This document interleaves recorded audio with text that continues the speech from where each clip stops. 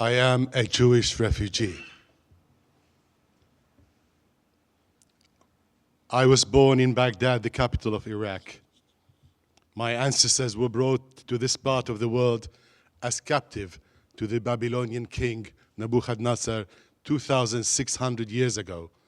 Since then, an unbroken chain of Jews lived there and established the longest continuous diaspora in the history of mankind. They were guided by prophets, wrote the Talmud, set up the academies of Surah and Pumbedita, and shaped civilization itself. In the first half of the 20th century, 150,000 Jews contributed enormously to the good governance and welfare of the newly formed Kingdom of Iraq. Yet by the time I was born in 1955, the backbone of this glorious community was broken. Within little over 3 years from the establishment of the State of Israel in 1948, and as a direct result of a campaign of terror and persecution, the vast majorities were made to leave their birthplace, stripped of their assets, their heritage, and their dignity. According to the conditions of departure, they were permitted to take with them 3 summer outfits, 3 winter outfits, 1 pair of shoes, 1 blanket, 6 pairs of underwear, 1 wedding ring, 1 wristwatch, and no more than 50 dinars in cash. Such stipulations were enforced meticulously and sadistically. They were flown to Israel, where the majority, including my grandparents, spent several years in 10 cities until they were absorbed. In 1963, after yet another bloody coup brought to power for the first time the murderous Ba'ath Party, we were asked and instructed that the entire Jewish community, each and every one of us, has to line up at the Ministry of Interior to receive our new ID cards. I recall at the age of 8, queuing in the sweltering heat of Baghdad summer day, so my family, together with my family, to receive a new bright yellow document which marked us as a different class of citizens and had to be produced on demand and at all times. Passports were cancelled. Travel abroad was banned. Public work was no longer available, and gradually Jews became unemployable. New laws would regularly have riders for Jews in a separate section. And as we approached June 1967 and beyond, these prejudicial measures and official incitement intensified.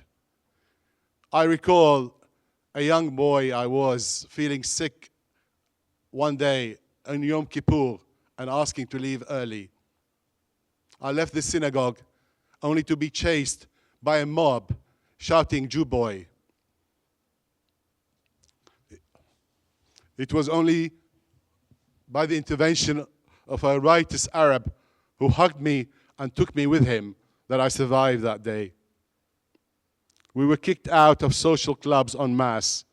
University would not entertain Jewish students for any meaningful courses. Lack of work pushed respectable middle-class families to the brink of poverty. One day I recall 2 government officials pushing the door when I opened it, asking where the telephones are. When I showed them, they literally ripped the cords out of the wall, and they did so in every Jewish home. Movement were restricted, and permits were now required to venture beyond the city. We were practically hostages in an open prison, and the height of our dreams were to be able just to leave with our shirts on. But even this modest wish were not granted, and we had to endure further years of extreme terror under the Ba'ath Party sequel 2, which followed a coup d'etat in July 1968. Kidnapping, disappearance without trace, arrests, and torture to death were regular and frequent occurrences. On January 26, 1969, I recall getting ready to go to school when we heard that today was a national holiday. There will be no school. There is no work. It's a holiday. I recall how we celebrated with my young sisters. We were told to switch on the radio and television for the news as to why this holiday was brought to place. Then we were informed that the holiday was because they managed to catch a spy ring. They actually interrogated them, tried them, judged them, and executed them. And on that day, their bodies, 14 of them, 9 of them were Jews, will be displayed in Saht al-Tahrir, the public square of Baghdad. Each one of them, each one of those martyrs, had his head uncovered, was wrapped with a white blanket, written on it, Jew, with his name and full address. More than 500,000 people were dancing under these bodies, throwing sweets until the dusk. Our lives became a living nightmare, punctuated by terror. Occasionally we would have a week or two of respite, but the dark days would inevitably return. Finally, my father, in 1971, decided on taking a life and death gamble. We were going to roll the die and try to escape through the northern mountains of Iraq. We made it, but others didn't. Too many of us paid with their lives. Yet, 40 years on, after my escape, and 60 years after my grandparents' expulsion, we are still knocking doors to seek recognition and justice. My parents are no longer with us. Neither is my father. To our detractors, to the cynics and the doubters, we plead with you to research and review this issue of human rights with open minds and without the usual bigotry and racism. This is not an obstacle to peace negotiations. What peace which can condemn one side to silence in the face of injustice and travesty? Pain and loss is not the monopoly of one people.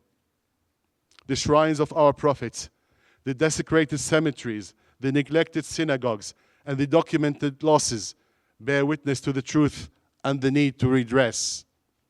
We call on the international community and the United Nations from this forum to commence the search for an equitable solution to the issue of refugees, all refugees, to deal fairly and justly with both sides.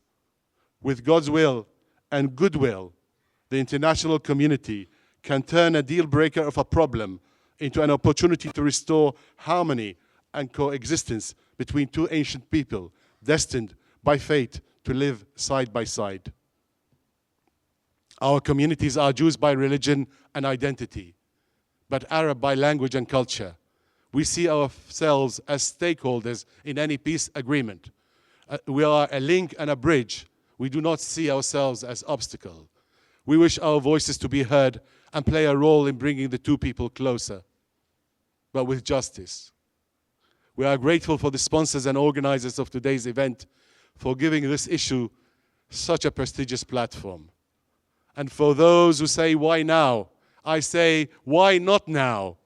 And if not now, then when?